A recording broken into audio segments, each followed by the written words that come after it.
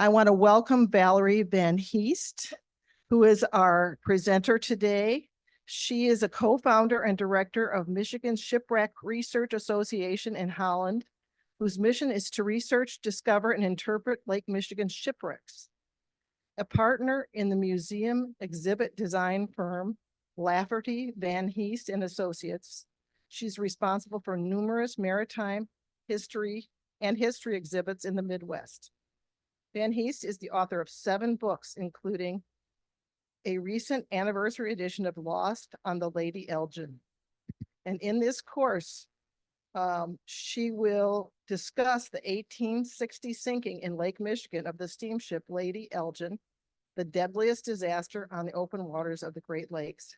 She will consider the discovery of the shipwreck as well as controversial ethical issues associated with the search for and discovery of those vessels. Okay, and here are our announcements for today. We're so happy you're here, even though I'm not Andrew Bissonette, that's what it says here, but please take out your cell phones right now and ensure they are silenced so as not to distract from today's presentation. Thank you. Also, welcome to the crowd joining us via Zoom in the Heest virtual classroom. Special thanks to our course technician, Mary Ellen Mayulo, got it, for supporting our hybrid modality. Please be aware that if you choose to keep your camera on, you are visible to all other Zoom participants. And we're going to try to use the microphone anytime we have questions so that the Zoom people can hear what we're saying. Here's our reminder. Please plan to join us for our monthly program next Tuesday, August 6th at 9:30 in the Jack Miller Center for the Musical Arts. Dr. Stephen Bettrigger, best I can do, chair of the Hope College Board of Trustees, will be our speaker. Can nuclear fusion energy be a solution to the threat of climate change? Dr. Bettrigger will review the basics of achieving electricity through fusion energy and the possible role of this energy source in addressing the challenge to our future. No physics degree is required. And one housekeeping update, the bathrooms are now back online for us in the Knickerbocker if you want to use them. And at the end of the class, please feel free to remember to push in your chair. Thank you very much.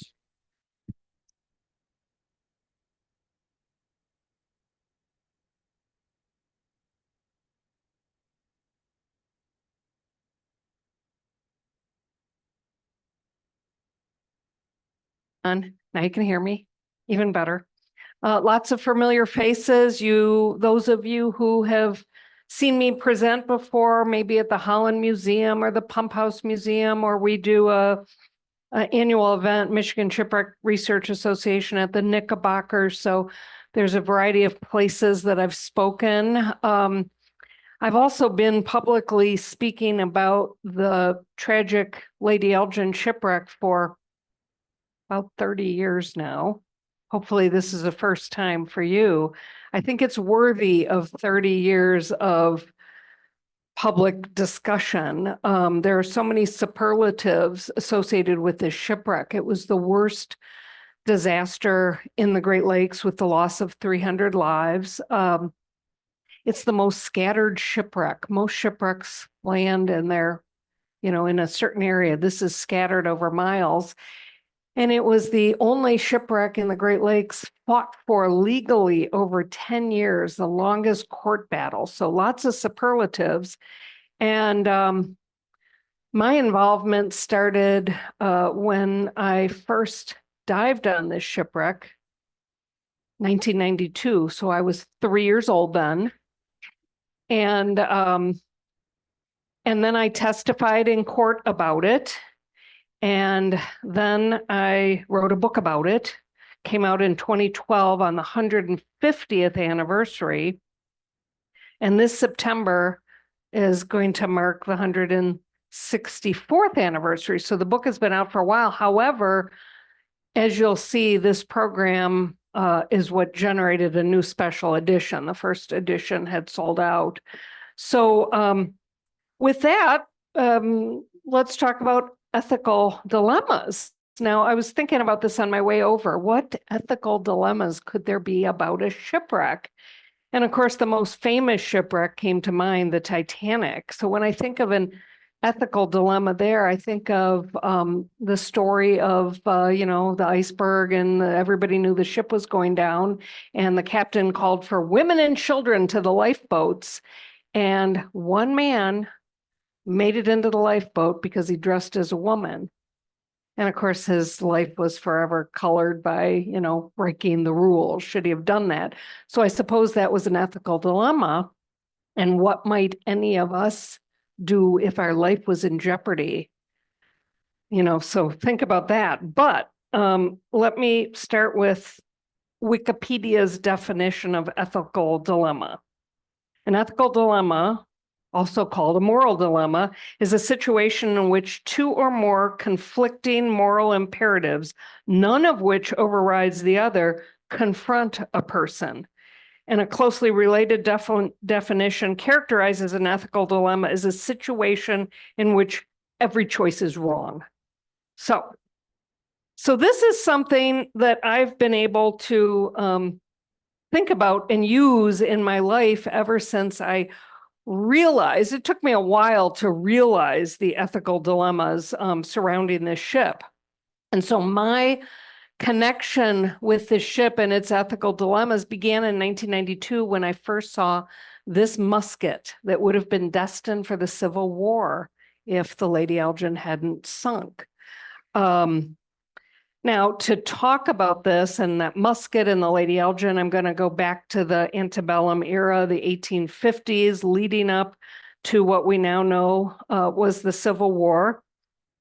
You can see half of the country at the time were free states and half of the country were slave states. We all know this. I'm not doing a dissertation on slavery, but we know that the South, the economy of the South was based on a slave economy, and the economy on the North was an industrial economy. And while I won't talk about the slavery as an ethical dilemma, it certainly is, and we're still dealing with that even today.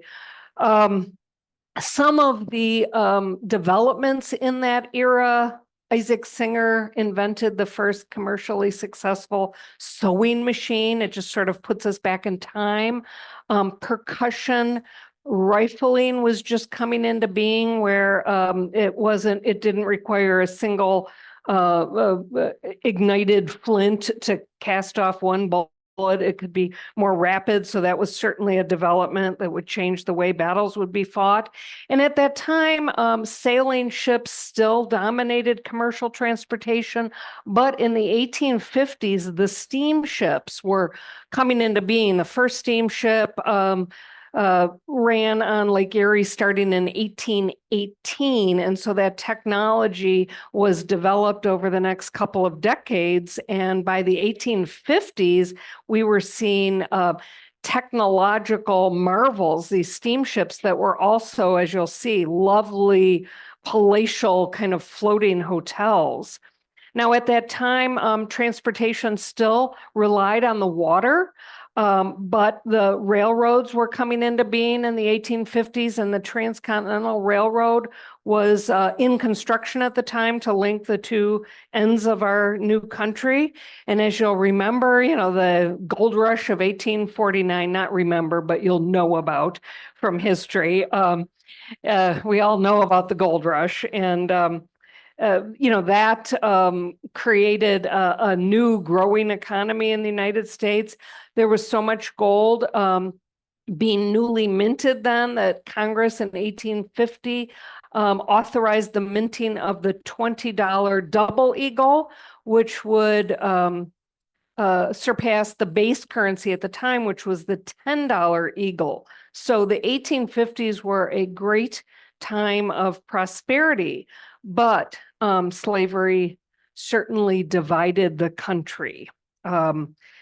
The Fugitive Slave Act of 1850 was one of those governmental mandates that many people could not tolerate. It was a law that was written that said any citizen, not just police, government, but any citizen who was aware of an escaped slave who had traveled to the north was required to capture that slave or alert authorities to capture that slave.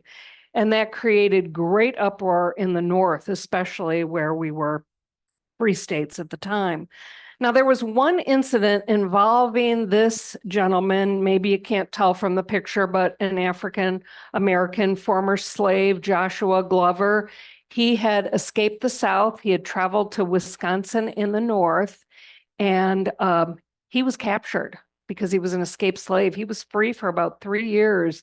And think about what's viral today, George Floyd. This case in Wisconsin, this single case, was as viral as the George Floyd case, and it caught the attention of Sherman Booth, who was a newspaper owner. He was a radical abolitionist, and he put together a posse of fellow abolitionists to break Joshua Glover out of jail, and he was successful. And we all now look at that and say, well, wasn't he a great guy for doing that? Except he was breaking the law. So that's the first moral dilemma of this era leading up to the Lady Elgin. Do you go against the law to do what you believe is morally correct? Well, Sherman Booth did, and we'll talk about the consequences of his choice at the end of the program.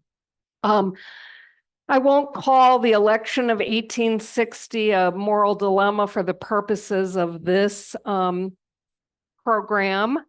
But the upcoming election had a lot to do with the Lady Elgin, and it pitted 4 contestants, 4 presidential hopefuls, but the 2 most notable were Abe Lincoln and Stephen Douglas, the little giant. And there were certainly moral dilemmas there because Abraham Lincoln was in favor of not allowing slavery to extend into the territories that were going to be developed into the states, and Stephen Douglas was more in favor of allowing the states to choose whether they would be free or slave.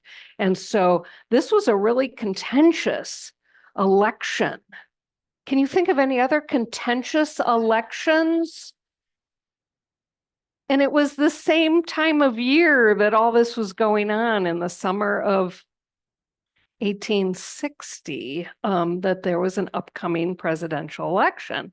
Well, at the time in Wisconsin, where this case, the Joshua Glover escaped slave case was going on, the governor of Wisconsin was Alexander Randall, and he was a Republican, and he was all for voting in Abraham Lincoln, who was going to work to curtail slavery. And he was so much in favor of that he was talking in his meetings in Wisconsin. He was talking about seceding from the Union if Stephen Douglas were elected president. Are we worried about any of that this year? I don't know. So that was all the talk, and we don't hear about that. We always hear about the southern states were, the first to secede, but Wisconsin was talking about it. I understand a couple of other states were as well. So these were the contentious times into which the Lady Elgin sailed. The Lady Elgin was a palatial side wheel steamer. You'll see how it operates in a minute. 256 feet long, 35 feet wide, 2 side wheels, gorgeous passenger cabins. Back in the 1850s, we can we can look back and realize that there wasn't much photography. There's some early photographs of President Lincoln. We can all picture those in our minds. There was no interior photography of the Lady Elgin, but there still exists a ship today. It's a museum ship in Vermont at the Shelburne Museum. It's the Ticonderoga, built many years later, but as palatial as the Lady Elgin. So you would enter the ship on the main deck. There would be galley space, cruise quarters in the lower deck, cargo in the lower deck, but a beautiful lobby entrance, so to speak. And then you, as a passenger, you would go up the grand staircase and you would reach the main deck where all the cabins were lining the perimeter walls that had windows. And of course, the center space was used for gathering and conversation. And you can see this is the bow of the ship, which was, you know, the greatest place for the view. That's where you stand up front and pose. And so that's where people would gather. They had a ladies' lounge. They had a men's lounge. I don't think we'd have that today on ships, would we? So beautiful ship. Now the propulsion, we have some historic footage from the Ticonderoga operating. And look at this, that diamond-shaped object that's called the walking beam. And so it was connected with a shaft to the engine. People were allowed to walk on the upper deck and look at this oscillating. Can you imagine OSHA requirements today? You could get hurt if you walked anywhere near there. But this is how the Lady Elgin was propelled, and it was certainly a marvel for anyone who had previously only sailed on schooners. So very exciting. The captains were sort of famous in their day because they were like an airline pilot, I suppose. Today, we all sort of like it when we get a glimpse of the pilot as we enter the plane. He's the guy in charge of our lives. Fueled by coal, sometimes wood. Coal started taking over in the 1850s, 1860s, when we had harvested so much of our lumber, particularly in Michigan. So there's that interesting marvel of technology in 1851 when the Lady Elgin was built. The Lady Elgin, you might wonder who it was named after. It was named after Mary Louisa Lambton, the wife of Canada's Governor General, who was Lord Elgin. And it was really a thank you from the company that had the Lady Elgin commissioned. It was a thank you for the good relations we had been having with Canada since the founding of America. So the Lady Elgin, in its early years, it was based out of New York, and it sailed the lengths of Erie, Huron, and Michigan, often ending up in Chicago. But about 5 years into its ownership, it changed hands, and it was used to connect the remote ports of Lake Superior with the cities of the lower lake. So it was seen frequently. The first time it ever was photographed was in Northport, Michigan, and now we take photography for granted, but somebody had to be up on a hill and recognize the famous Lady Elgin and capture this photograph. And, kind of looks like a rickety little wooden vessel from that vantage point, but it was palatial in its day. They called it, in fact, palatial sidewheel steamers. In about 1855, the prior captain had a few snafus. The ship had a couple of problems. I write about all the details in the book, but they brought on a fella, Jack Wilson, and he was 35 years old. And at the time, that was considered a very seasoned captain. They brought him on to command the Lady Elgin. And, just like pilots today, you either fly a 747 or you fly an Airbus, you really need to know the equipment that you're flying. And so Jack Wilson knew sidewheel steamers, and then he became very acquainted with the Lady Elgin, very familiar with it. At the time, soon after Jack Wilson was brought on board, Gurdon Hubbard, you might recognize that name, it's a Chicago name. Gurdon Hubbard chose to buy the Lady Elgin, and when we think of Gurdon Hubbard as a former fur trader, he was a real estate investor, he was a politician.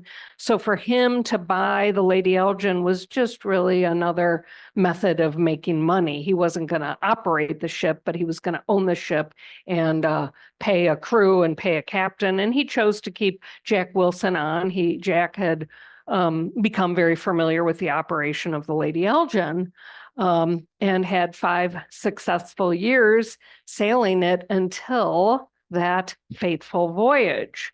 And you already know what happens because I gave you the spoiler alert, but let's talk about how the Lady Elgin came to be sailing that day.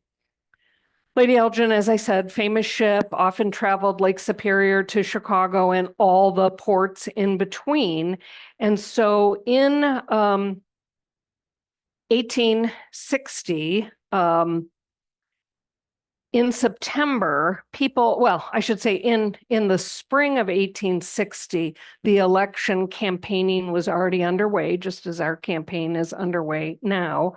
And a group of independent Union Guards, they used to be the Irish Union Guards, but in the summer of 1860, they were the independent Union Guards, and I'll tell you why they changed names in a minute. But they wanted to see their candidate, Stephen Douglas, speak in Chicago. They were in Milwaukee. He was going to be speaking in Chicago. He already had his campaign trail outlined, taking train to train to train to get from city to city. And so they decided to charter the Lady Elgin. This was long planned out in advance. And they wanted to hear the debate. That was the only way. They couldn't tune in on their televisions like we can. Now, in Wisconsin, I've already told you that the governor, Alexander Randall, was thinking about seceding. And in the summer of 1860, this really came to a head, and he started polling all of his militia groups. And we could think of the militia groups back then as the reservists today. There were in every city, there were multiple militia groups that would be there. In the event of war, they would be there to carry out the orders of the governor, so-called president of his state. And so the Irish Union Guards were one of those militia groups based in Milwaukee. Alexander Randall was concerned that he needed the support of all his militia groups if he was going to secede from the Union. And so through a letter writing campaign mailed out to this all statewide militia groups, he asked each militia, will you support me if I decide that it's in the best interest of our state to secede from the Union? And for the most part, all of the militias said, yes, we're going to support you, Governor. You are our, supreme leader in Wisconsin, and we're going to do as you ask. Except Garrett Berry, the head of the Irish Union Guards, he read up his Constitution, and he decided that he interprets the Constitution as secession from the Union would be treasonous. So he made it known that his militia group was not going to support secession from the Union. So, there we've got another ethical dilemma. On the legality seems to be that you listen to your governor, you do what he asks of you, but Garrett Berry considered that treasonous. So because he would not do what his governor was asking him to do, the governor stripped the Irish Union Guards of the state-supplied uniforms and muskets. I just use this as a picture to show their, their uniforms, so to speak. So now we've got the Irish Union Guards, and they have no weapons. They can get by without a uniform, but they have no weapons. So Garrett Berry decided that he was going to fight. If the election outcome wasn't what they hoped for, which was Stephen Douglas, they would fight to keep the Union together. And so he identified some flintlock muskets that had been altered to percussion, and they were at the St. Louis Armory. and there were 80 of them there. He had just about 80 people in his militia group, and he could buy them at a reduced rate of $2 because they were old units, probably from the 1830s, and they had been altered with this new percussion cap system. So he traveled to St. Louis Armory. He purchased those refurbished muskets in the spring of 1860 to rearm his unit, and now he couldn't be called the Irish Union Guards anymore, so they renamed themselves as the Independent Union Guards. And so those are the circumstances that led them to getting on the Lady Elgin, because chartering the Lady Elgin at $1 per person would generate enough revenue to pay back the debt of the weapons. Garrett Berry had funded that $160, that massive amount of money. He had funded that himself to buy those weapons. So this was a fundraising excursion, and they were going to have the joy of seeing their candidate speak in Chicago, except as they were gathering at the dock in Milwaukee. This is Milwaukee's 3rd Ward. You see the river. I don't think I have a pointer, but the middle area, the river and the bridge there, and it leads out to Lake Michigan. They gathered at the dock that night, and word traveled that Stephen Douglas, he's not going to make it. He was hung up in a city, the train schedule, he can't get to Chicago. And so, of course, they must have been bummed to learn that the whole reason they planned this months earlier would not happen. But they were a group of Irishmen. They were going to make the best of it anyhow. So even though their candidate wasn't there, they still boarded the Lady Elgin. The Lady Elgin was late that night. It got hung up on Lake Superior. They were supposed to board it, I think, 7 at night. It didn't get there till midnight. It didn't actually take off until Friday the 7th, and it was about a 12-hour sail to Chicago. So they were able to sleep. You saw the cabins that would have been on board the Lady Elgin. They were able to sleep overnight. They came into Chicago in the morning, and this is, I can't remember the date of this. This is a Chicago panoramic drawing. There's many to celebrate the expansion of the city. This one is from the obviously the 1850s, a panoramic drawing of Chicago. But what's interesting about this is in the lower right-hand corner, you see a steamship, but when you zoom in on that steamship, it says Lady Elgin. So this was such a famous ship that it made it into the panoramic drawing, but it also gives us a great vantage point for how that steamer came into the Chicago River. And we know that it docked at the south side of the river on LaSalle Street, which is now the head of, downtown, leads you right into the main area of Chicago. And this photograph, the second and only, there were only 2 photographs ever taken of the Lady Elgin. It was taken by a photographer named Samuel Altschuler. He happened to be visiting Chicago that day. He was probably captivated by this gorgeous vessel and the excited passengers on board. On the right-hand side, you see a band that was on board. So it must have been really exciting, probably some political sounding music that they were playing, and hundreds of passengers getting ready to exit the ship and enter the city. Many had never seen Chicago before, so this was really an exciting day. But look closely at that photo, because most of the people you see in that photo wouldn't live to see the light of the next day. We know that in hindsight, but they didn't know that morning. And so many of them had breakfast at the lovely new Merchants Hotel. It was just newly built. That was exciting. The Union Guards, we think there were about 35 of the 80 or so Union Guards on board that day, and they marched through the streets of Chicago. They had their own little parade, Stephen Douglas, fight for Stephen Douglas. So anyhow, the many of the wives, the friends, there were about 400 people that sailed into Chicago, and they were, 35 Union Guards, but many were friends and family members of the Union Guards. And there were maybe 50 general passengers who just had to get from Lake Superior to Chicago. So it wasn't all independent Union Guards. McVicker's Theater was a new theater. The Irish Cyclorama in Chicago had a 360-degree panoramic painting of Ireland. Many of the Irish in Milwaukee had never been to their home country. It's like an Omnimax theater. This must have been very exciting. And after a day of sightseeing and parading, they returned to the Lady Elgin at about 11 o'clock at night. And this was just a one-day turnaround, sleep on the way there, sleep on the way back. And, after a day of sightseeing, we want to get in our car and get home. And that's kind of how they were, except they had to rely on the ship.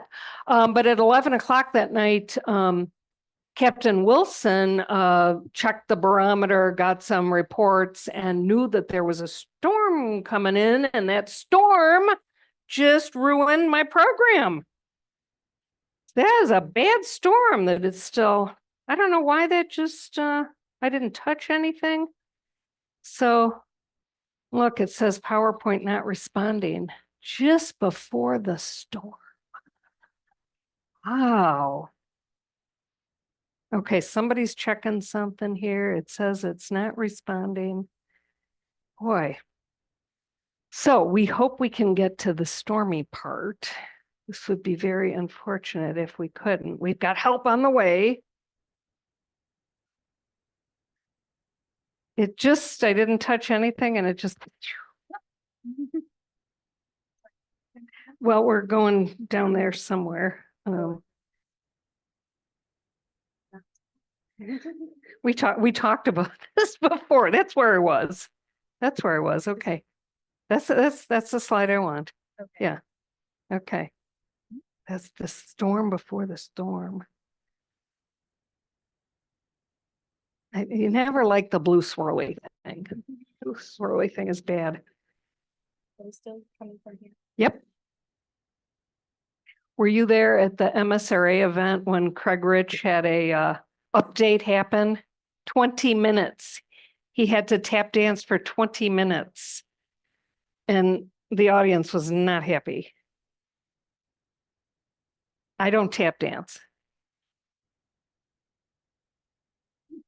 There's no video. No, it's the next 2 slides from now. Now, the next one is a video. Okay, maybe it'll play. We lost a couple slides there. It's not playing. Oh, here. Just what you were saying. Okay, so very quickly, heading out of Chicago, we knew a storm was coming. Captain Darius Malott of the lumber schooner Augusta spotted the lights of a steamer heading toward him. He commanded his wheelsman to take evasive action. At that same instant, Captain John Wilson of the Lady Elgin saw a shocking sight, the silhouette of a lumber-laden schooner bearing down on him. He immediately commanded his wheelsman to turn hard to starboard, but the helm was slow to respond in the stormy sea. Suddenly, the Lady Elgin heeled over as the terrible sound of splintering wood signaled disaster. The Augusta had pierced the Lady Elgin on its port side, ripping through the side wheel and into the main cabin. Seconds later, a monstrous wave swept the helpless schooner away, revealing a massive gash. Water poured in as pandemonium broke out on the steamer. Realizing his ship was mortally wounded, Captain Wilson gave the command to steer toward shore, jettison the cattle, launch the lifeboats, and warn the passengers. Soon the boilers crashed through the bottom of the boat, and the Lady Elgin broke in two, sending hundreds of men, women, and children into the churning waters. For those who survived the sinking, the nightmare was just beginning. The full force of the thunderstorm struck after the collision. Flashes of lightning revealed scores of terrified people, unable to swim, climbing onto the backs of cattle only to drown with them. The lake was strewn with floating wreckage and the bodies of the dead and dying that could be seen in the flashes of lightning.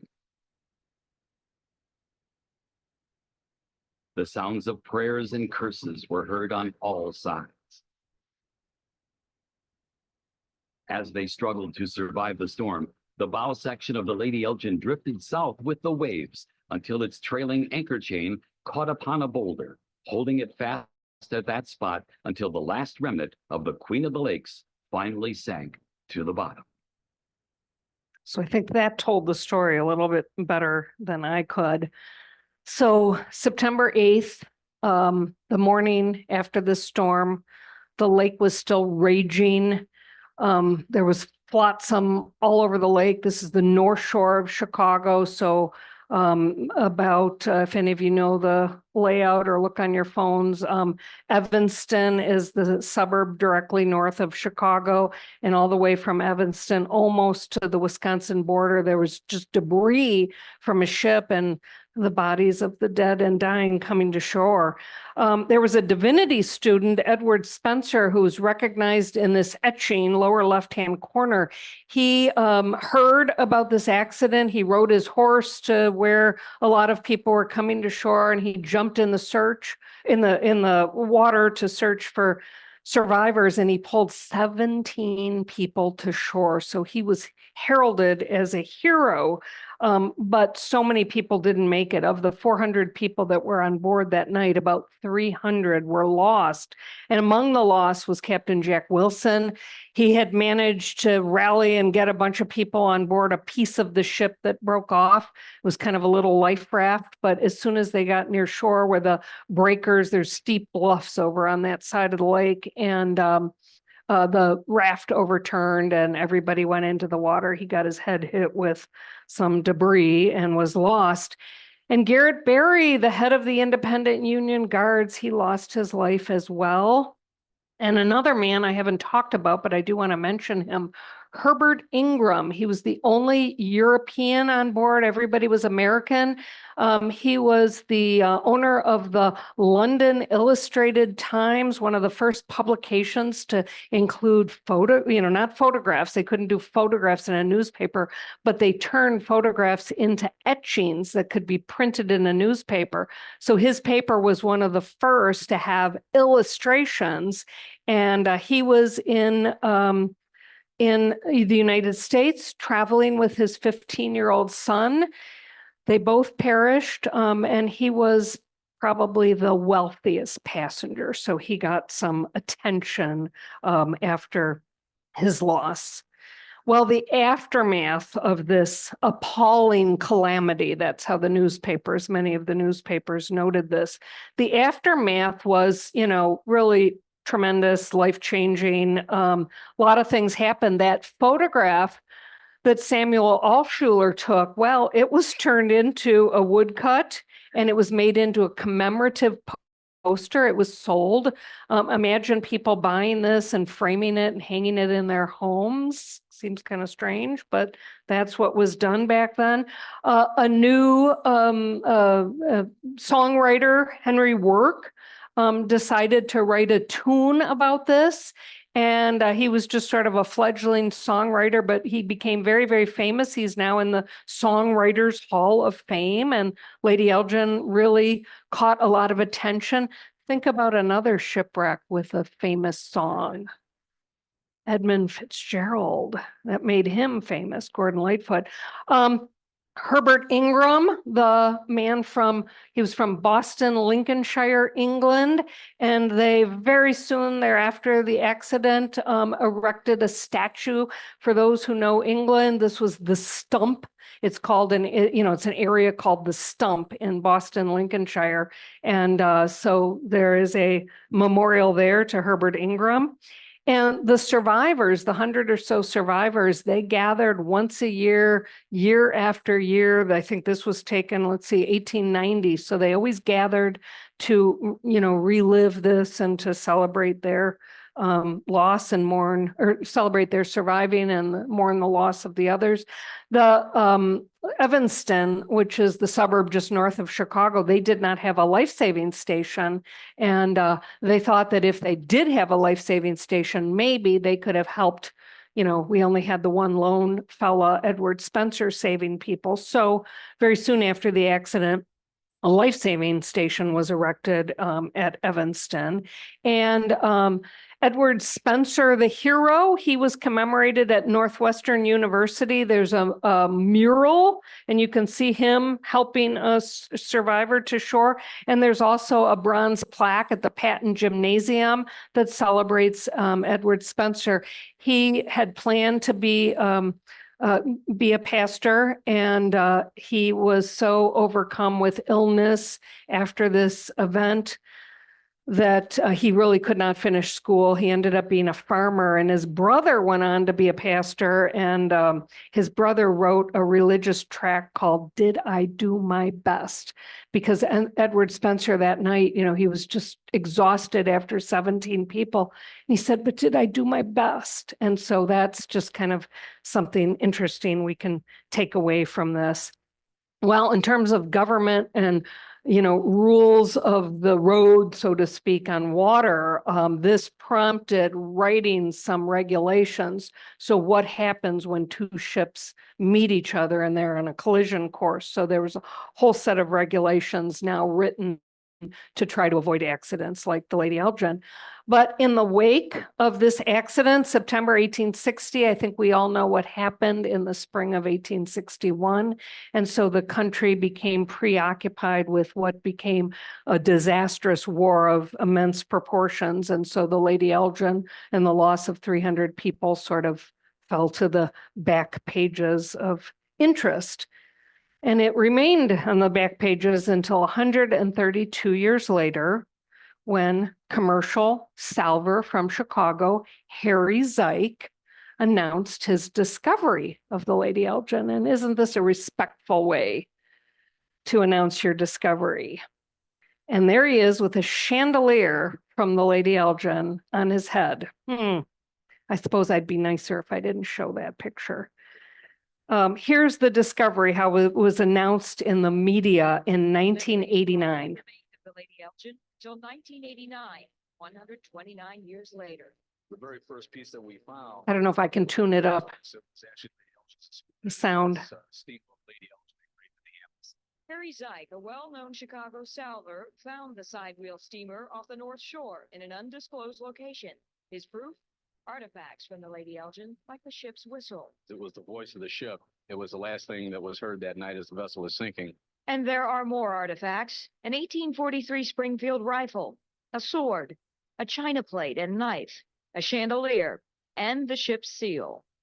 So isn't that cool? All those artifacts that he brought up from the Lady Elgin, except the year prior, 1988, sorry about that slide, got goofy. 1988, Ronald Reagan signed into law the Abandoned Shipwreck Act, and that's what the text that you can't read behind that picture.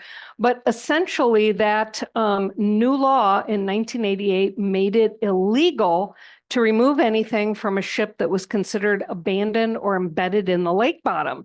Now, for divers like myself, I had been diving again since I was 3 years old. I'd started diving in 1978. And yeah, when we went on a shipwreck, if we saw something cool, we took it. That's what divers did. Hey, look what I found. And now all of a sudden there was a government rule that said they couldn't do that. Now, I think when I thought of that rule, when it came up in 1988, I thought of another government rule made in 1919 that outlawed something that people had done for centuries. And, the American public was, just up in arms that the government could take away a right that they had. And there's other issues that, that's happened with as well. So the diving public did not react very well to this, but therein lies another kind of a big ethical dilemma regarding the Lady Elgin is with this new law on the books in 1988. Harry Zike brings things up, tells the news, shows the world that he has just broken the law. So that landed him in court. Actually, he landed himself in court because he began his battle for ownership of the Lady Elgin in federal court, and he used the previous legalities to say the Lady Elgin has been abandoned, what's the math, 132 years, and nobody's looked for it, nobody's found it, it's abandoned, I found it, and the prior law, it was a federal law, was kind of a finders keepers law. So you had to, back in the day, you had to say, I brought up something, I am the salver in possession of the wreck. And he did that in federal court. It was the Chicago Bureau of Federal Court. And very quickly, that judge declared that he was owner of the Lady Elgin in federal court. But right away, Illinois interceded, and Illinois said, well, heck, if it's an abandoned shipwreck, there's a new law from last year that says all abandoned shipwrecks are owned by the state.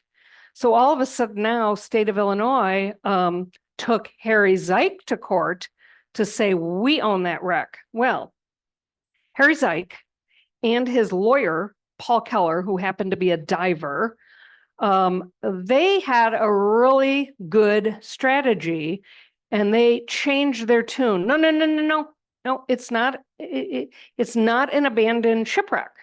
And let me tell you why. Well, first, they formed a nonprofit organization. It's called the Lady Elgin Foundation. They founded that in 1992 when the state sued them. And the Lady Elgin Foundation, President Harry Zike, Vice President Harry Zike's wife, treasurer, his neighbor down the street. That's the separate group than Harry Zike, the salver. So Harry Zike, the president of the foundation, contracted with Harry Zike, the salver, that Harry Zike, the salver, would get some money if the Lady Elgin Foundation got ownership and could sell these artifacts. And they also made another clever move. They reached out to Aetna Insurance, which had insured the Lady Elgin at the time of the loss.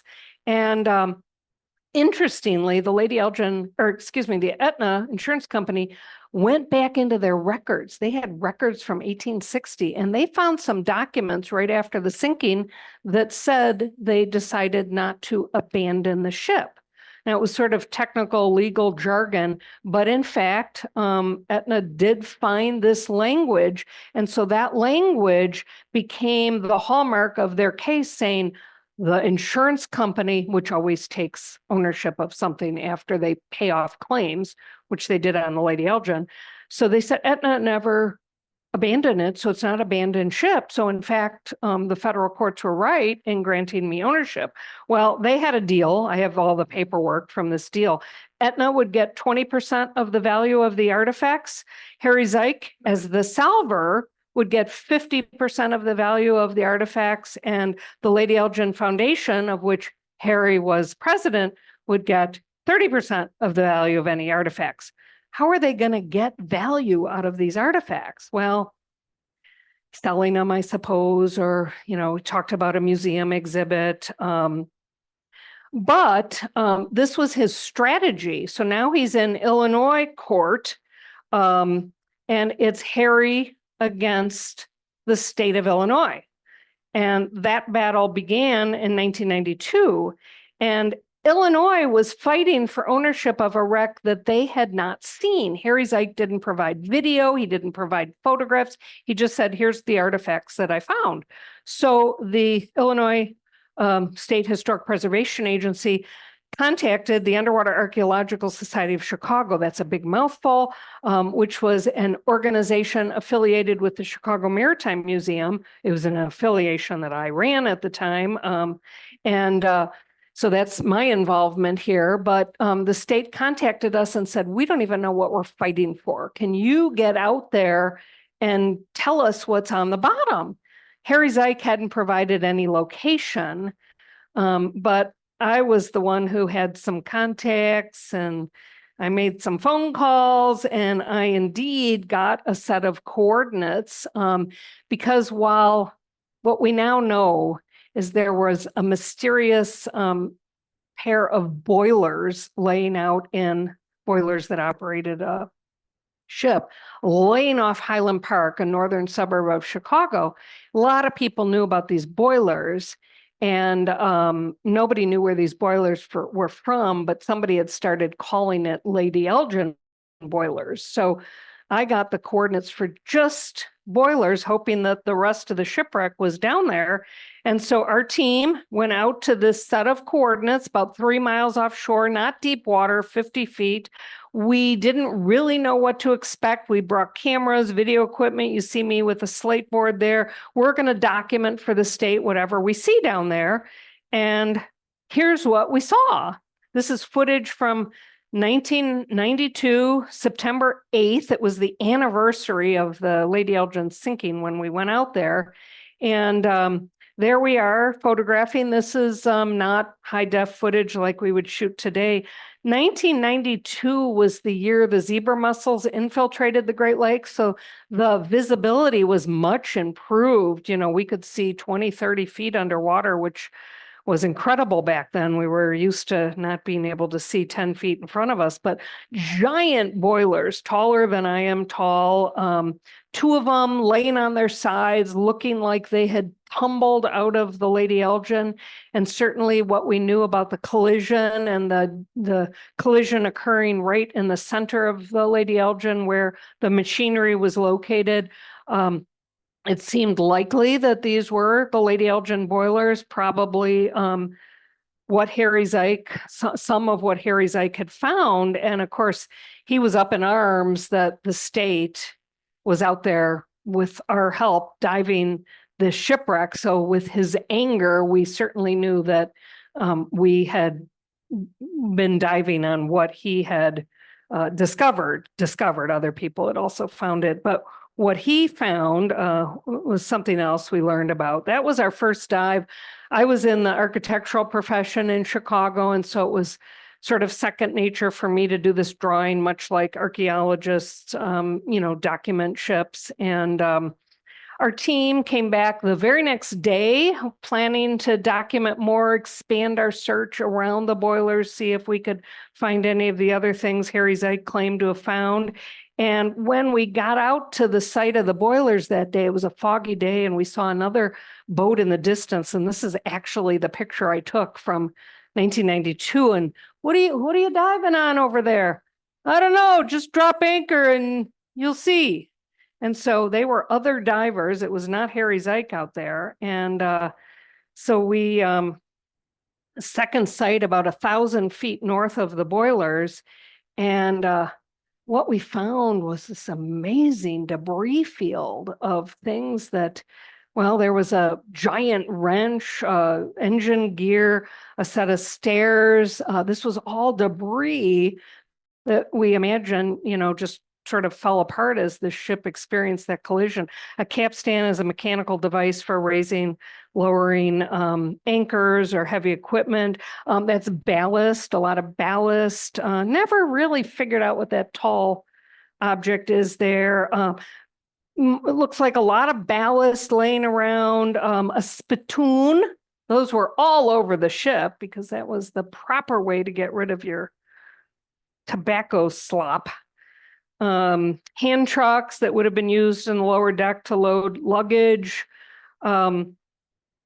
So this was just, I've never dived on anything so fascinating. These were stoves. They were in the manifest of cargo. There was limited cargo on this, stoves, and cattle. I didn't mention there was a herd of cattle being shipped on the Lady Elgin. It must have been a glorious smell on that ship. But cook stoves, these were newfangled devices. They were going to a shop in the Lake Superior region, and we thought we saw more ballast near the stoves, but no, musket. Wow, that was interesting. We ended up that day documenting 11 muskets. So, were these some of those 80 refurbished flintlock muskets? There's a post from a brass bed. Just an amazing debris field. This is a pile of 6 muskets. So we think they were being stored in the purser's office. You wouldn't have wanted muskets, being paraded around the ship. So we think they were in the purser's office. And when we got closer and brushed some of the growth off, indeed, they had that percussion cap system on them. So how cool. That was, my first connection, was a connection with, for me, the Civil War, to see these items. And of course, wouldn't it have been nice to help ourselves? There were 6 divers out that day. We each could have had a musket, but, A, it's against the law, and B, shipwrecks are underwater museums. We want to leave them as they are found. That was the whole purpose of this new law. So there's what a cook stove looked like, and this is a little drawing of what they looked like back in the day. This was partially buried in the silt, but the Lady Elgin would have had lovely table settings. This was maybe a fruit basket. And I'm going to ask for some guesses here. And I mentioned something earlier that might have that guess. Yeah. Okay. So rotary valves from a brass horn. There was a brass band on board, as I mentioned. And we did see the detail on those muskets. So indeed, they were the ones purchased. We also found something that day that was a little disconcerting. Divers call it a goodie bag. It's what you carry artifacts in, and it had a couple of artifacts in it. We were able to, we left it on the bottom until we contacted the state, and they said, we want you to go back there. We want you to bring that up. That's evidence that there's looting going on the site. So Harry Zeik had taken what he wanted in 1989, and the location did get around, and so other divers obviously were out there. So really tough to do this drawing with any sense of order, but we managed an inventory to each piece and did photographs. And then the state of Illinois, the authorities called in Dr. Paul Johnston, an archaeologist with the Smithsonian. He came from Washington to work with us.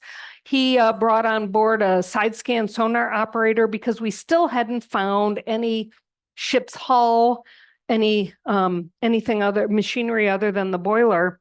And so we did some side scan operations, side scan remote sensing. So we found about 3/4 of a mile from the boilers, we found something that looked interesting. And so, we plotted the coordinates from on the side scan paper you see here. That site was south of the other 2 sites. We knew that the wind had been pushing survivors south, so it made sense this could be from the Lady Elgin. And gosh, our first look, yeah, absolutely. That's that curved piece is a hogging arch. I'll show you that later. A hogging arch provides lateral support on the ship. So that was the first thing we saw. It's about a 20-foot long piece of ship. Some distance from that is a piece of the hull. Finally, we're seeing parts of the ship. It's built sort of like the frames of a house with the inner 2x4s, so to speak, and the outer planking. This is laying with the outside planking down to the lake. Not much left of this palatial vessel.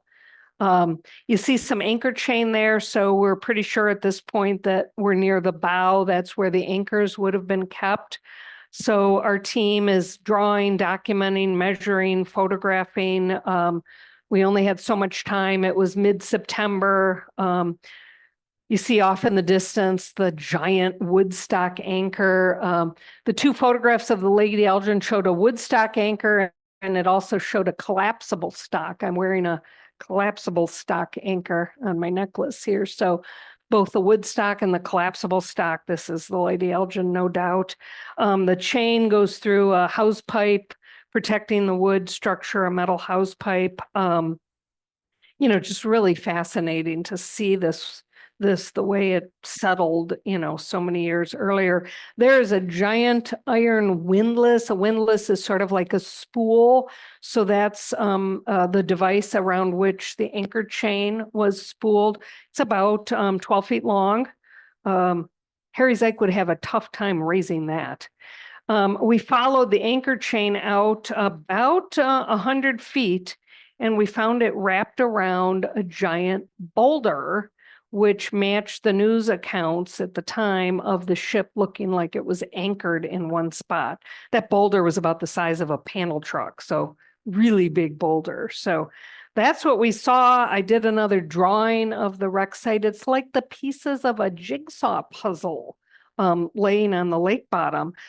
We found a water pump that told us that the ship had a fire protection system. So that was a neat piece of information we didn't know from, historic records about the Lady Elgin.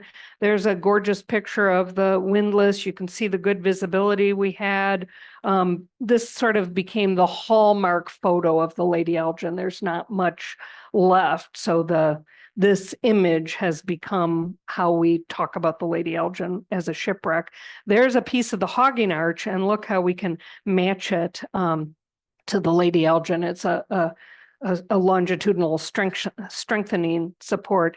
And we also came to understand that there were two other sites of wreckage. We didn't do a lot of documentation, but one paddle wheel. And these paddle wheels were connected with an iron rod, huge 1 foot diameter iron rod. And yet one paddle wheel is here and the other paddle wheel is 600 feet away. So, we really can understand the devastation that occurred with that collision. So this is like a crime scene underwater. And unfortunately, we all know when you come upon a crime scene, you don't touch anything. Well, unfortunately, Harry Zike touched a lot. He took a lot of things. He never recorded exactly where he recovered these things: boiler bow, paddle wheels, debris. And then we know that other divers were out there helping themselves. And obviously, we didn't even know what they had taken. So the best we could do is a reconnaissance survey report of what we saw in 1992. And we continued to try to do more documentation in 1993, except when we went back out to the debris field, all of the 11 muskets were gone.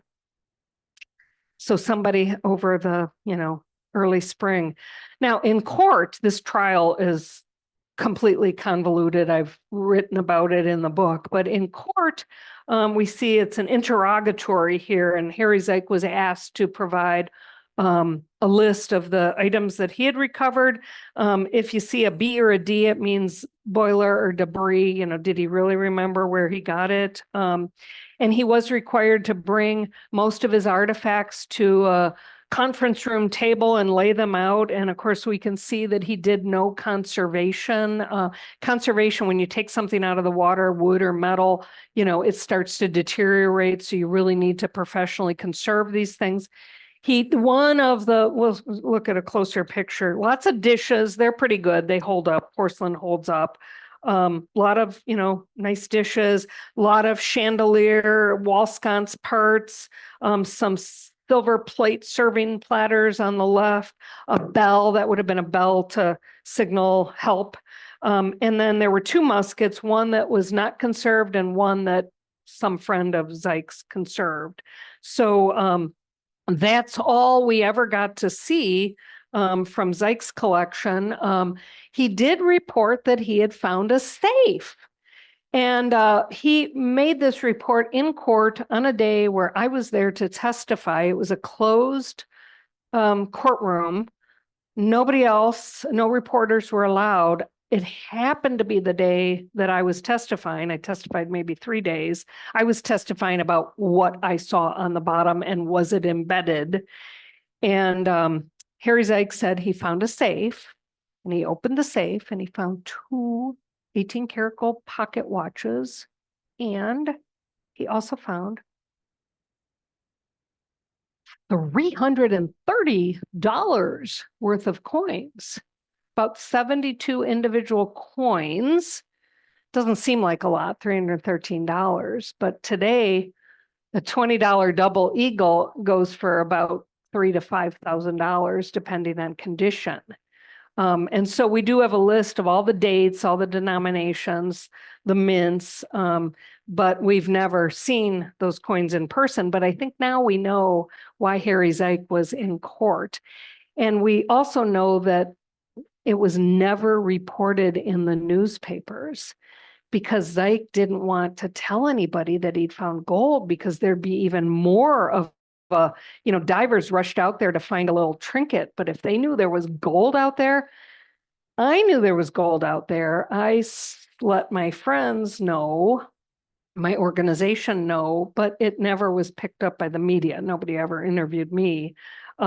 So very interesting. So Zeig ended up spending 10 years in court. This is my graphic representation of the lawsuit, and notice all at the right, one decision, a counter decision, another decision, a counter decision. It ended up in Illinois Supreme Court. And Illinois Supreme Court, it took them so many years to decide that Harry Zeig did legitimately own the ship because the insurance company had never officially abandoned it. The lawyer must not have been very good because it took him 6 years to prove something that seemed pretty obvious to the rest of us. But there's the artifact. Zeig talked immediately after his win. He started talking about, okay, now let's get a museum exhibit going. Let's show the public. Maybe it'll be a traveling exhibit. Maybe it'll be one of the big maritime museums in the Great Lakes. He had hoped that a museum in Wisconsin where the charter originated would be interested. But look at the date on this, 2006. He won his case in 1999. And in 2006, 7 years later, he's going, I want a home for my artifacts. His home, he wanted some money for the artifacts. And so now I'm in the museum world and I know the museums he talked to, and they won't pay for artifacts. You donate artifacts to the museums. And also the museums wanted nothing to do with artifacts that were taken over such a controversial recovery, take before you get permit, and that's what he did. He broke the law. So no home for that. But so now let's think about the ethical dilemmas that we talked about. We've got Sherman Booth on the left, the radical abolitionist. He broke Joshua Glover out of jail. He broke the law. And you know what? He spent 10 years in and out of jail to pay for doing what he felt was morally correct. Garrett Berry on the left, he stood up to his governor. He did not want to secede from the Union, and he ended up dying fighting for his cause. And Harry Zeig, he's the only guy here that faced a moral dilemma, and he won. Do you break the law or Harry Zeig, commercial salver, he pulls his living from the water. Most of the time it's pulling a modern ship. Somebody was drunk, they ran their ship on the breakwater and he pulls it up and he gets a salvage fee. That was his main work, but he won here. But at what price? He spent 10 years in court. He got divorced in the middle of this. He lost relationships with his children because he was so focused on this case. So, when I think of these dilemmas, I think of the choices we make in life, and there's always a consequence to every choice. And so when we make these difficult choices, we have to think through the consequences. So that's not the end of the story. That could have been a nice summary, but there's more controversy. The Lady Elgin recently. So 2010, I wrote the first edition of the book. It's a little different shape, so you can tell it's different from the next edition. 2010, I decided this was 11 years after Harry Zeik won the case. Maybe he could have written a book. He didn't get any museums interested. And somebody asked me to speak on the 150th anniversary, and I said, doggone it, it's time to write a book. So I announced that I would be writing a book and it would be ready at the event that was coming up that November. And I got a letter from Harry Zeik's lawyer that threatened, well, yeah, I suppose you can write a book if you're not worried about the repercussions of writing that book. You know, this is a wreck that Harry Zeik owns. And, you should not, of course, he animosity to me because I testified for the state of Illinois. And, I got that lawyer letter on his stationery and I thought, do I risk my time to write this book and print this book? And I said, I'm gonna do it because I think there's this First Amendment and I think it says freedom of speech. And I don't think that Harry Zeik owning a wreck means I can't write a book about it. And so I wrote the book, it came out, it won 3 awards. I've got one of the award stickers on there. And the lawyer never came after me. Harry Zeik came to my first presentation and he said, I'd like to buy a book. I'll need a receipt. And I said, I don't carry receipts to my programs. I said, I'm happy to give you a book, Harry. Nope, I'm going to pay for it and I want a receipt. And I said, well, I can't offer you a receipt. So he didn't buy a book, but I understood that he later bought several books. But unfortunately, he died in 2016. So that was 17 years after he won his case. And in those 17 years, he did nothing to celebrate except come to my programs and be in the back and try to intimidate me, evil eye, just like you're doing back there. Give me an evil eye at my programs. And at the programs when he was there, I always said, and Harry Zeik, the finder, is here. Harry, would you like to stand up? No.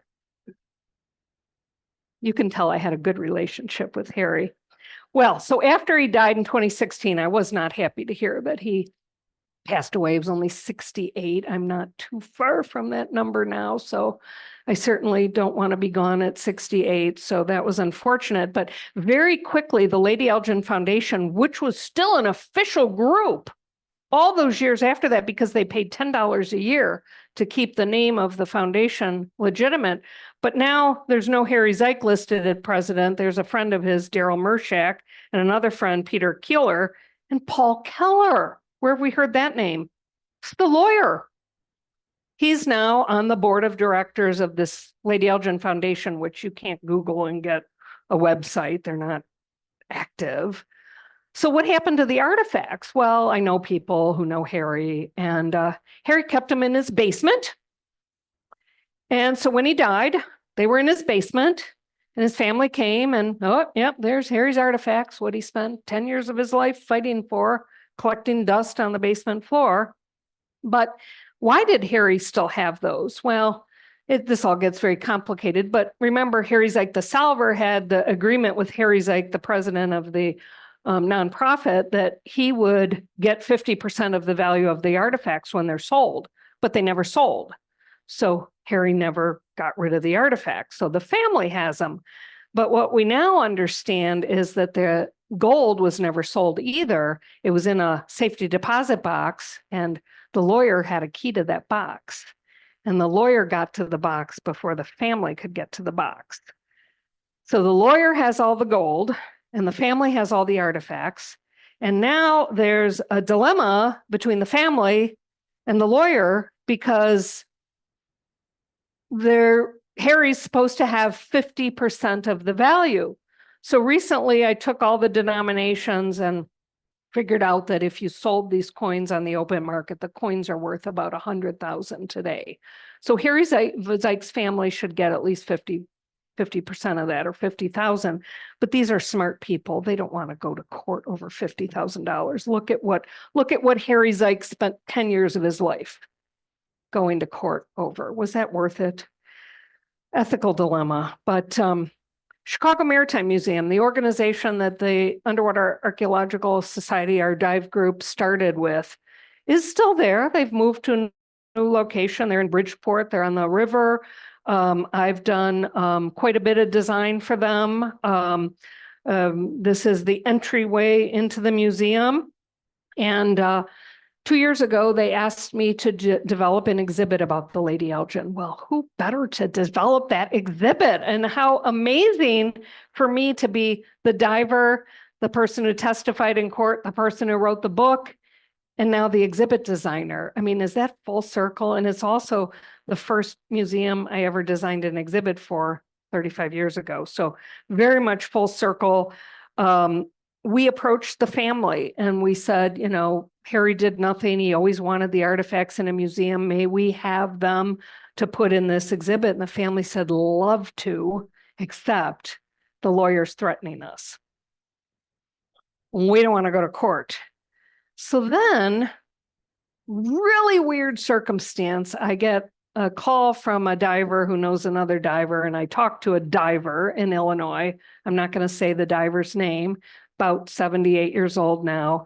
And he said, well, it was a long story, but he came to tell me that he did some work for Harry Zeik many years ago. He's a commercial diver, and Harry Zeik didn't pay him, but Harry Zeik said, you know, go out to the Lady Elgin and help yourself. I left a lot of stuff out there. So this diver had Harry Zeik, the president of the Lady Elgin Foundation and the half owner of the artifact, say, help yourself. So this man invited me to his house, lives in the suburbs of Illinois, and he said, I want you to have this stuff. Well, I can't take this stuff. This has to go to a museum. And I happen to be designing an exhibit for the Chicago Maritime Museum. That's where it should go. And so I convinced him to donate these items to the museum. And look at that, a spoon with Steamboat Lady Elgin engraved in the handle. Now, for me, this was the first time I could see these things above water. I couldn't really look at them closely underwater. And there's the musket that I saw on the bottom, but now I got to see a musket that this diver had restored. And I also saw a musket that he hadn't restored. I finally got to, with my white gloves, hold the those were heavy muskets. Boy, I'd hate to go into battle and have to use that.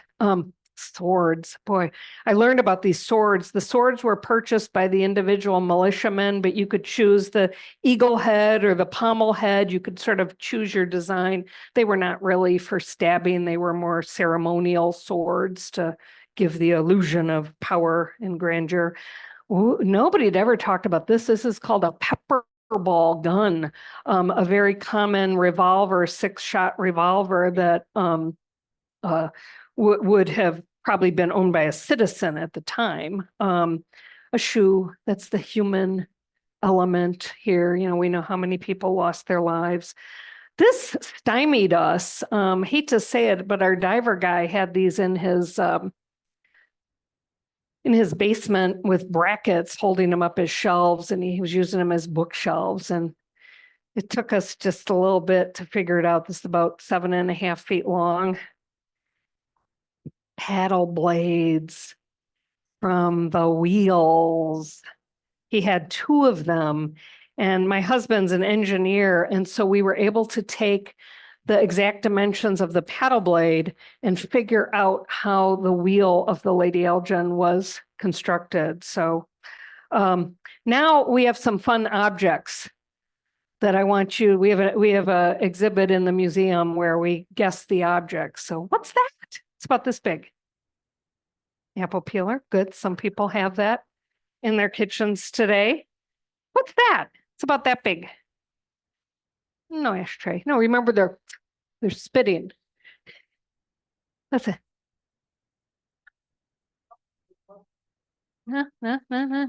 Salt. So back in the day, that's a pinch of salt. You pinched it with your fingers. That wouldn't go very well now, would it, if we're all manhandling the salt? This is about this long. Little sharp on one side, not so sharp on the other. Nice, sort of. The handle was missing. This is about that big, metal, prickly, pointy, very rusted, very degraded. Sharp edges, yeah. Remember the ship was carrying some cattle? Curry comb, maybe they were using on the cattle. So, you know, these are just ordinary items, just everyday items. You know, would we get excited over your shaver? If we saw your shaver today, you know, but they just give us a window into the time. They were extraordinary. This diver donated 160 artifacts, more than the collection of what Zahari Zeig had. And so now the Chicago Maritime Museum has them. And we started doing planning for the exhibit. These are some of our illustrations of what's to come, a logo, how we're going to distribute the artifacts. And, you know, word got out. It was on the Facebook page. And guess who the museum got contacted by?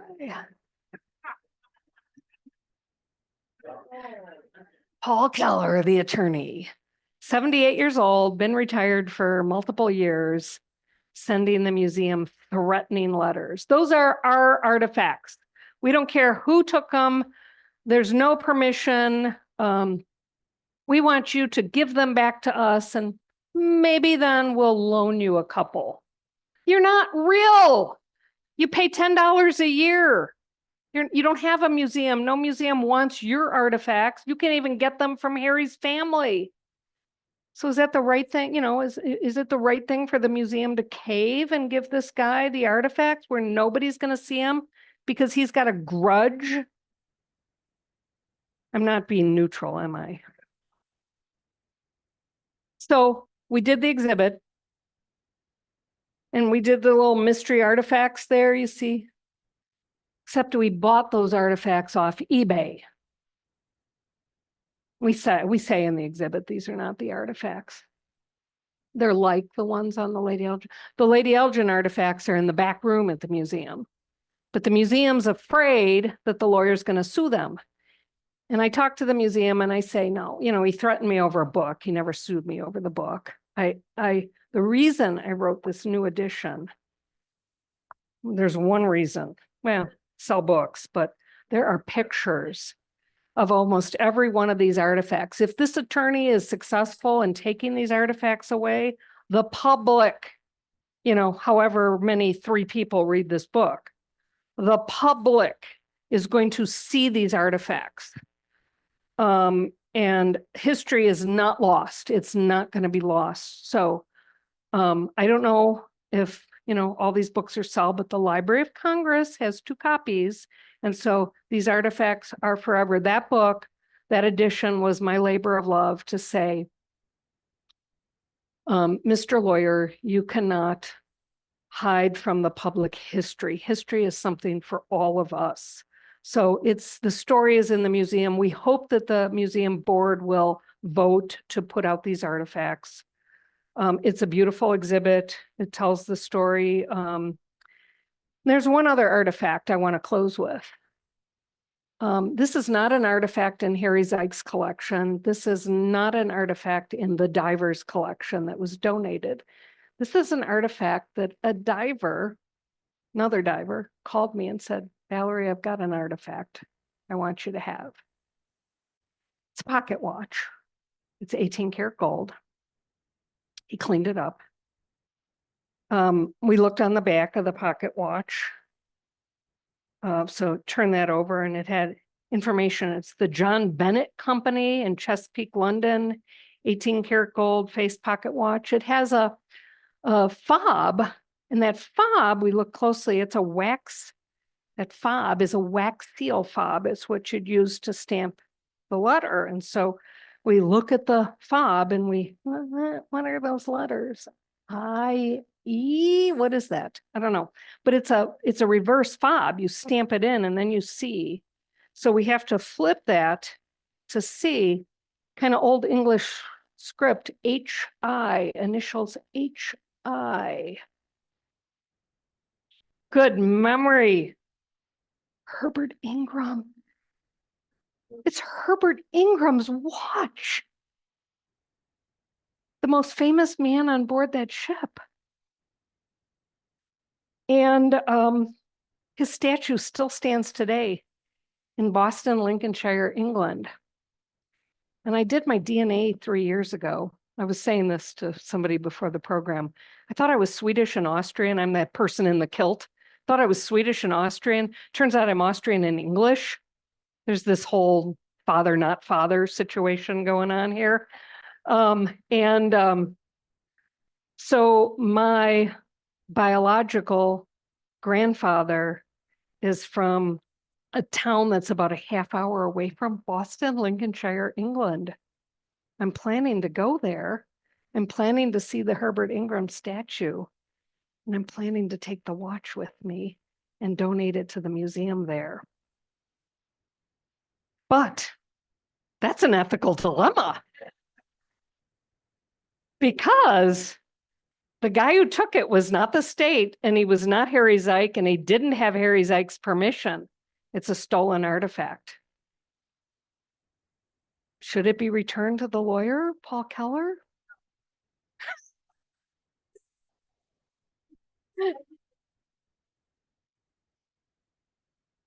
Perhaps the family, and we have kind of looked into the family, but his only son died. So the family would be nieces, nephews, 3 generations. So I may be breaking the law, but I'm doing what I think is right. That's my ethical dilemma. Question. Last slide. Last slide. I hope you'll buy the book. Thank you. Don't have a lot of time, but we can take a couple questions if it's okay with you. Sure. Sorry, I talked too long. On the renderings of the Elgin, it had USN above it. Was it a United States. commissioned vessel? You know, it wasn't, but that's interesting. Yeah. No. And Okay. Yeah. and the other thing, Mail. I think maybe mail. It was doing mail it was delivery. an M. Yeah. Okay. The other thing is, besides being the site of what crash and what happened, it's also the last resting place for many people. And isn't that sort of an ethical wrinkle as well? I mean, with something like that pocket watch, they didn't all come out of the safe. They Right. might have come Oh, away yeah. from Oh, yeah. someone's remains. Yeah. And There are no remains underwater. okay. That doesn't happen in the Great Lakes. No bones, no people would float. They would come to shore. And most of the victims were buried in cemeteries in Milwaukee. Many of their tombstones, I have in the back of the book, all the names of survivors and victims and pictures of the tombstones and Lost on the Lady Elgin. That was both the name of the song that Henry Warwick wrote, and it was also what a lot of people put on the gravestones, Lost on the Lady Elgin. It was so famous at the time. Yes. Hi, to my knowledge, no other artifacts when found need to legally be left where they're found. So what was Reagan's justification for when they're found underwater needing to be left there when they're so susceptible to being stolen and not as many people can enjoy See them? them. Yeah, it's a double-edged sword, that law. Because now as a museum designer, I would much rather show you the physical artifact than a picture of the artifact. But the law is there because the state borders go out to the middle of the lake. So it's state land, and the state wants to say, we, the state, are the only ones qualified with archaeologists to properly survey these. So in one case, I always use the example of the shipwreck Thomas Hume, a newly discovered ship. Our team went out, documented it, hundreds of artifacts. I applied to Illinois for a permit. I said, look, you did wrong with the Lady Elgin. You didn't, win that case. You didn't negotiate some deal with Harry like you could have. They were trying to prove this test law. And I said, now you got the chance to give us a permit to remove these 12 significant artifacts for the Illinois State Museum. No, we think they should remain on the bottom. Well, it took all of a summer for those things to disappear. So Yeah, it's really it's a bad law, but you can't really say, you know, we just found a wreck off Holland. We announced it in March. It's way out, way deep. There's some loose artifacts. Holland Museum, you need to hire us. We need to go out there. You need to hire a conservator. You need to design an exhibit about this wreck. Well, they don't have the budget to do that on a whim. You know, that might be something that they could think about, but you know, not every ship. What we found was a cargo carrying lumber steamer. It's not like the Lady Elgin, the palatial, you know, so you can't celebrate every ship, not every ship. These are like trucks that overturn on the road. You know, the significance is their history, not their physicality. This is not really an ethical question, but just out of I'm not telling you how old I am. just out of curiosity, how deep in the lake were these artifacts found? Yeah, shallow, all 50 feet. The wreckage of the Lady Elgin is 50 feet. And back in the day when we were diving, that was not a depth to be casual about. Today, it's kind of a depth to be casual about because of the equipment that we have now. So 50 feet, I could hold my breath and go down. So it's relatively shallow. Okay, are we finished now? One more? One more, then we'll be finished.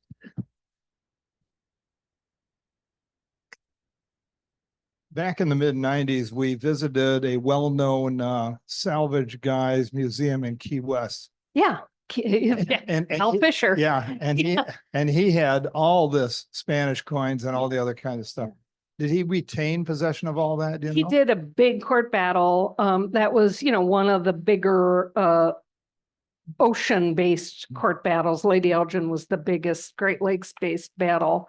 And he won a good percentage of ownership. Most of the, you know, major gold ships that are being found, and there's more and more being found, the government, if they claim ownership, or a descendant company of the company that owned it, or, you know, the Spanish galleons, they were owned by the Spanish government. Spanish government doesn't know where the wrecks are. They don't have people to salvage them. So they always make a deal with the finder salver to get a cut of it, much the same as the deal Harry Zeik made with himself. So. Thank you very much. Thank you.